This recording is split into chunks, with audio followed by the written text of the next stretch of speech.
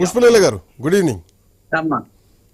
చెప్పండి. పుష్పలీల గారు, ఎందుకు రైతుల వరకు వచ్చేసరికి ఎందుకు ఇన్ని ఆంక్షలు అన్నది ప్రధానమైనటువంటి ప్రశ్న కనిపిస్తోంది.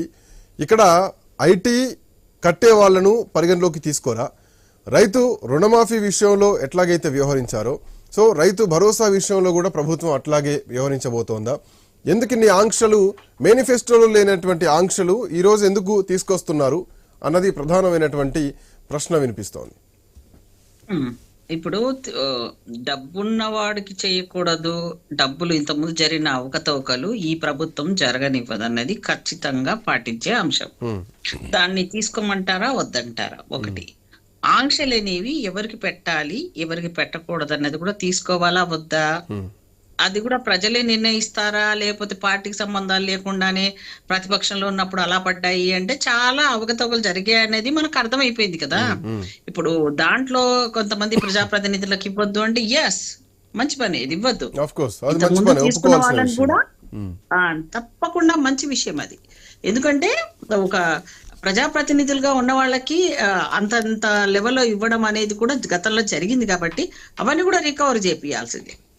దుర్వినియోగం అయిందని మీరు మాట్లాడుతున్నారు. దుర్వినియోగం ఎక్కడైందో చూపించండి, ఆ రైతుల లిస్టు బయట పెట్టండి. ఎక్కడ గ్రామ పంచాయతీ ఉంటే ఆ గ్రామ పంచాయతీలో ఆ లిస్ట్ అంతా బయట పెడతారా? మీరు ఒక అబద్ధ ప్రచారం చేస్తున్నారన్నది అదే కదా. ఎవరు ఎందుకండి మల్లారెడ్డి గారికి స్వయంగా అయిన వాళ్ళకి కూడా వచ్చాయి డబ్బులు. సో తీసుకోవాలా వద్దా, వాళ్ళకి అవసరమా చెప్పండి మీరు. సో మళ్ళీ అంటే రీకలెక్ట్ చేస్తారా? రెండోది డెఫినెట్ గా తీపిస్తామండి, ఇచ్చేసుకోవాలి వాలంటరీగా. ఇవ్వకపోతే యాక్షన్ ఉంటది వాళ్ళ మీద. నీకు ఎవడిచ్చాడు ప్రజాధనాన్ని తీసుకోమని? ఎవరు చెప్పారు మిమ్మల్ని తినమని తేరగా? సో ఆ మాత్రం అంతర్మాత్రం జరగదా? ఇచ్చిన వాళ్ళ తప్పైంది కానీ తీసుకున్న వాళ్ళ తప్పు కాదు కదా. ఇచ్చిన వాళ్ళ తప్పు, ఇచ్చిన వాళ్ళ ఇంటెన్షన్ ఏముంది అన్నది కూడా మాకు తెలుసు కదా. ఎందుకు ఇచ్చారు, ఏ లెవెల్ ఇచ్చారు, దాంట్లో ఏమేమి లావాదేవీల కోసం ఎందుకు ఇచ్చుకున్నాడు, ఎవరికి ఫేవరబుల్ చేశారు, ఇవన్నీ ఇప్పుడు సాగవు కదా.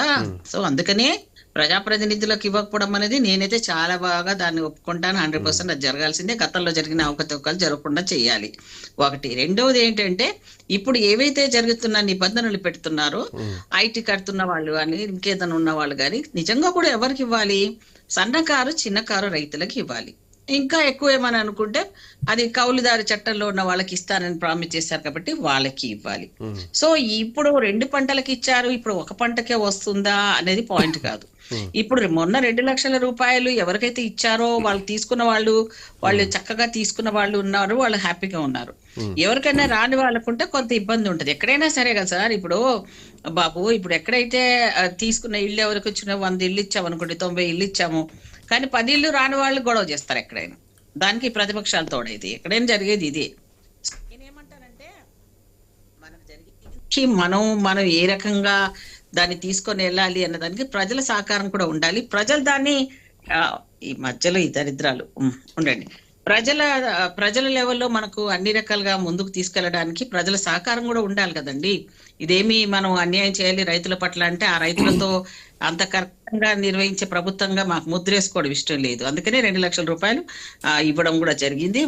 2 లక్షలతో డౌట్ లోనే వస్తున్నాయి. పుష్పలీల గారు, మీరు చెప్పింది 49,000 కోట్ల రూపాయలు అని చెప్పి 36,000 కోట్ల రూపాయలు కుదించి కేబినెట్ లో 26,000 కోట్ల రూపాయలకు మాత్రమే దాన్ని చేసి ఆ తర్వాత 16 కోట్లు 12 కోట్లు ఏమండి ఖజానా ఖాళీ అయ్యింది. ఖజానాలో జరిగిన అవకతవకల వల్ల జరిగింది. సో అది మాత్రం అవసరం లేదా మీకు? Right, I will come back to you Pushpaleela garu. I will come back to you. పెట్టినప్పుడు మొదటి నుంచే డబ్బులు కట్టండి అంటే ఎలా ఇస్తారండి? ఎలా ఇస్తారు? కొంచెం టైం టేకింగ్ ఉంటది కదా. అన్ని రిసోర్స్ క్రియేట్ చేసుకోవడానికైనా మీరు ఆపకపోతే మీరు అలా చెప్పడం అనేది కూడా కరెక్ట్ కాదు కదా. అడిగే వాళ్లకు ఇచ్చే వాళ్లకు అనేది కాకుండా ప్రభుత్వం ఏర్పడి 1 ఇయర్ అయింది. అందులో మేము చెప్పిన దాంట్లో సాధ్యమైనంత వరకు సాహసపరమైన నిర్ణయం 2 లక్షలు ఇవ్వడం అనేది అసలు అనౌన్స్మెంట్ చేసినప్పుడే అందరూ ఆశ్చర్యపోయారు. మరి డబ్బులు మిగతావన్నీ కూడా కేబినెట్ లో నిర్ణయం జరుగుతున్న వాటికి వెయిట్ అండ్ సీ. ఇంకా చాలా మంచి నిర్ణయాలే జరుగుతాయి.